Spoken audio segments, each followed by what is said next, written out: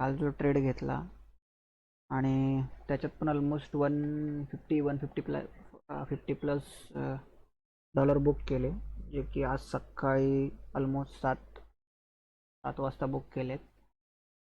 So तो trade कसा plan केला, तो पण रात्री ट्रेड काल लाईव्ह स्ट्रीममध्येच पंच केला होता. जसा USDCHF एक्झिट केला पार्शियल, त्याच्यानंतर डायरेक्ट AUD USD कडे वळलो होतो आपण आणि तो ट्रेड आपण लाईव्हला घेतला होता. सो तो ट्रेड कसा प्लॅन केला, जसं कालच्या ट्रेडबद्दल सांगितलं, तर दुसरा कुठचा ट्रेड भेटेपर्यंत किंवा नजरेत येईपर्यंत आपण हा ट्रेड कसा प्लॅन केला ते बघूया.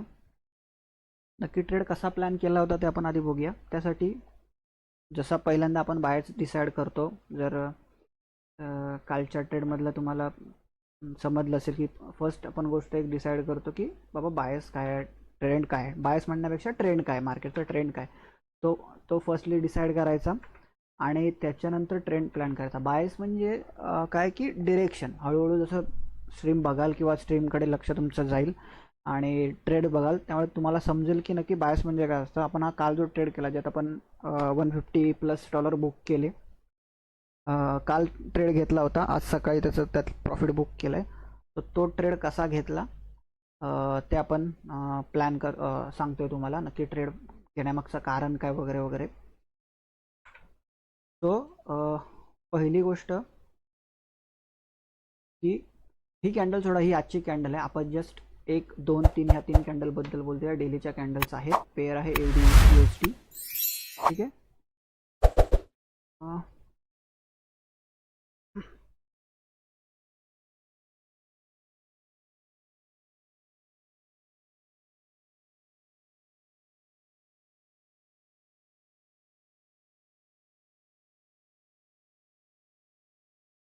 ठीक आहे.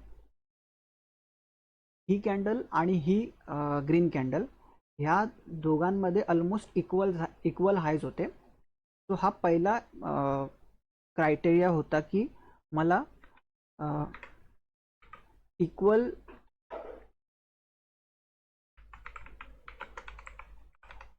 हायज भेटले, जे की एक पोटेन्शियल लिक्विडिटी पॉईंट किंवा काय म्हणतो आपण त्याला, ज्याच्यात लिक्विडिटी असू शकते किंवा तिथपर्यंत मार्केट जाऊ शकतं. हे एक पोटेन्शियल असतं की तिथपर्यंत मार्केट जाऊ शकतं, जिथे लिक्विडिटी असते किंवा त्या लोकेशन्सला POI बोलतात. आता हे वर्ड्स थोडेसे कन्फ्युजिंग आहेत, बट मी सांगण्याचा प्रयत्न करतो. समजून घ्या की ट्रेड कसा प्लॅन केला. सो हे माझं टार्गेट होतं. हे जे मी इक्वलाइज मार्क केलं, आता इक्वलाइज म्हणजे कुठचा, जरा चेक केला, ही जी कॅन्डल आहे हिचा हाय आणि ह्या कॅन्डलचा हाय, या दोघांचे हाय सेम आहेत. तो माझ्यासाठी हे टार्गेट होतं, जे मी पहिलं डिसाईड केलं. ठीक आहे. त्याच्यानंतर मेजर गोष्ट म्हणजे, जर ही पेअर बघितली USD, तर ही पेअर प्रॉपर अपट्रेंडमध्ये आहे. जेव्हापासून इथली लिक्विडिटी, ही ते लिक्विडिटी ती जेव्हापासून स्वीप केली आहे AUD USDने, तेव्हापासून ट्रेड हा अपट्रेंडमध्ये आहे. तो माझ्यासाठी पहिला बायस की तो ट्रेंड माझ्यासाठी अपट्रेंडमध्ये होता. सो मी जो काय ट्रेड घेईन ह्याच्या पुढचा, तो अप बायसचा होता किंवा वरच्या दिशेचा होता, किंवा मला तो ट्रेड शॉर्ट करायचा नव्हता, सेल करायचा नव्हता, अप बायसचा होता. हे पहिलं इंडिकेशन की आपण ट्रेड वर घेतोय. त्याच्यानंतर दुसरी गोष्ट की जी ही मधली रेड कॅन्डल आहे, तिचा हाय ब्रेक झाला नव्हता. थोडक्यात म्हणायचं झालं तर लिक्विडिटी स्वीप झाली नव्हती, मात्र कॅन्डल खाली येत होती आणि इकडची लिक्विडिटी स्वीप करायला बघत होती. ही जी लिक्विडिटी आहे ही स्वीप करायला बघत होती कॅन्डल. सो पहिली ही लिक्विडिटी स्वीप केल्यानंतर एक कन्फर्मेशन आलं की हा आता ही लिक्विडिटी घेऊन, बरं ते कन्फर्मेशन सुद्धा का आलं की डायरेक्ट नुसती रेड कॅन्डलची लिक्विडिटी स्वीप केली म्हणून मी अपसाईडच्या ट्रेंडसाठी जातोय का, तर तसं नाहीये. तर त्याच्या खाली मला एक FVG भेटला, ह्याला बोलतात फेअर व्हॅल्यू गॅप. आता काल आपण ऑलमोस्ट तो ट्रेड मार्केट मेकर मॉडेल आणि मिटिगेशन ब्लॉक रिजेक्शन याद्वारे केला, किंवा आपण फिपची रिट्रेसमेंट बघितली. हे एक्झाम्पल थोडंसं वेगळं आहे की मला इक्वल हायज दिसले, जे पोटेन्शियल टार्गेट आहे माझं, जे असू शकतं. ट्रेड घेण्याआधी मला माहीत नव्हतं की बाबा तिथपर्यंत जाईल की नाही, पण एक ठीक असतं की बायस जर अप आहे तर तिथपर्यंत प्राईस जाऊ शकते. म्हणून आपण ह्या ट्रेडमध्ये एक बायस फिक्स केला.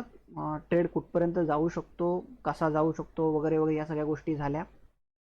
त्याच्यानंतर FVG भेटला, कारण प्रत्येक वेळी FVG वरनं टॅप करून प्राईस वरती जातं असं नाही. भरपूरशा गोष्टी त्याच्यात मिटिगेट कराव्या लागतात, कन्फ्लुएन्स आणावा लागतो आणि त्याच्यानंतर प्राईस वर जाते. बट 2-4 गोष्टी होत्या ज्याच्यावरनं असं लक्षात येत होतं की प्राईस इथपर्यंत मीट करेल.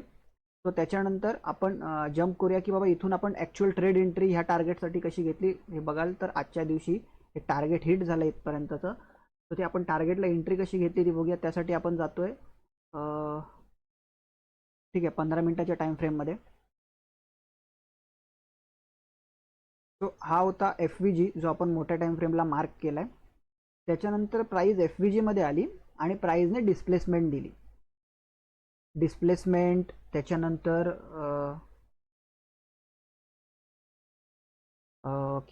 डिस्प्लेसमेंट किंवा चेंज ऑफ मार्केट स्ट्रक्चर, ज्याला मार्केट स्ट्रक्चर शिफ्ट बोलतो, त्या गोष्टी डिस्प्लेसमेंटमध्ये झाल्या आणि इथे पहिल्यांदा मार्केटचं स्ट्रक्चर शिफ्ट झालं एका स्ट्रॉंग कॅन्डलने. ओके, मार्केटचं स्ट्रक्चर शिफ्ट झालं, FVG मध्ये आला. इकडचे जे स्टॉप लॉस होते पहिल्यांदा बाईंगचे इनिशियल फेजच्या, इथेही ट्रेड आपण इनिशिएट करू शकलो असतो, पण आपला एक क्रायटेरिया आहे की आपण न्यूयॉर्क सेशनमध्ये जनरली एखादा ट्रेड टॅप करायचा प्रयत्न करतो. सो FVG मध्ये आली, डिस्प्लेसमेंट आली. त्याच्यानंतर आपण नेहमीसारखं आपल्या ऑप्टिमल ट्रेड एंट्रीला एंट्री घेण्याचा प्रयत्न केला, जो की इथे मार्केट स्ट्रक्चर शिफ्ट झालं आणि आपण आपल्या ऑप्टिमल ट्रेड एंट्रीला काय करतो की आपलं 5 टूल मार्क करतो लो टू हाय आणि ह्या एरियामध्ये डिस्काउंटमध्ये आपण ट्रेड घेण्याचा प्रयत्न करतो. सो डिस्काउंटमध्ये प्राइस आली होती, एकदा आली होती, इथेही एंट्री चालली असती. बट जसंही आपण जनरली आपण न्यूयॉर्क सेशनमध्ये एखादा ट्रेड टाकायचा प्रयत्न करतो तेव्हा न्यूयॉर्क सेशनमध्ये पुन्हा प्राइस त्या लेवलला आली. प्लस माझ्याकडे हा FVG होता, जसा आपण मोठ्या टाइम फ्रेमला मार्क केला तसा हा छोट्या टाइम फ्रेमचा FVG होता, जो की टॅप झाला नव्हता जेव्हा इथे प्राइस आली होती डिस्काउंटमध्ये. इथे टॅप व्हायचा बाकी होता, प्राइस इथे आली. अजून एक कंडिशन की इकडचा जो FVG दिसतोय ह्या साईडचा रेड कॅन्डलचा, हे थोडंसं समजायला कन्फ्युजिंग आहे, बट ठीक आहे मी एक्सप्लेन करायचा प्रयत्न करतोय. इकडवाला जो FVG होता तो सुद्धा त्याच्या मागोमाग टॅप झाला. याला टॅप होणं नाही म्हणतात, याला म्हणतात की ह्याला रिस्पेक्ट नाही दिली. जो डाऊनसाईडचा FVG होता त्याला रिस्पेक्ट नाही दिली आणि त्याच्या अगेन्स्ट एक FVG क्लोज झाला. हे माझ्यासाठी एक स्ट्रॉंग इंडिकेशन होतं की प्राइसला वरती जायचं आहे. ह्या FVGला रिस्पेक्ट न देता प्राइस वरती गेली आणि त्याच्यानंतर प्राइस ह्या FVG मध्ये आली. त्यामुळे ट्रेडचा एक सिग्निफिकन्स होतो की बाबा हा आता ट्रेड वरती जाऊ शकतो, हे कॉन्फिडन्स वाढला.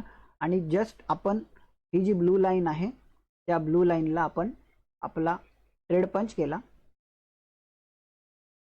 पेंडिंग ऑर्डर टाकली होती आणि त्याच्यानंतर ह्या लोच्या खाली आपण एक बफर ठेवून एक 10 पिप्सचा स्टॉप लॉस लावला होता आणि टार्गेट 10 पिप्सच्या अंदाजे इक्वल हाईज जे आपण मार्क केले होते, ही जी लाईन आहे, आपण जर मगाशी आपण व्हिडिओ होता इक्वल हाईज आपण जे मार्क केले होते डेलीला, हे जे इक्वल हाईज मार्क केले होते जे आपलं टार्गेट होतं त्यापर्यंतच्या टार्गेटसाठी आपण ट्रेड घेणार होतो, जे की 1:3 टार्गेट होतं आणि तिथपर्यंत आपण टार्गेट होल्ड केलं. आणि ऑलमोस्ट काल ट्रेड टाकल्यानंतर आज सकाळी 7च्या आसपास आपला ट्रेड टार्गेट हिट झाला, जे की 1:3 होतं.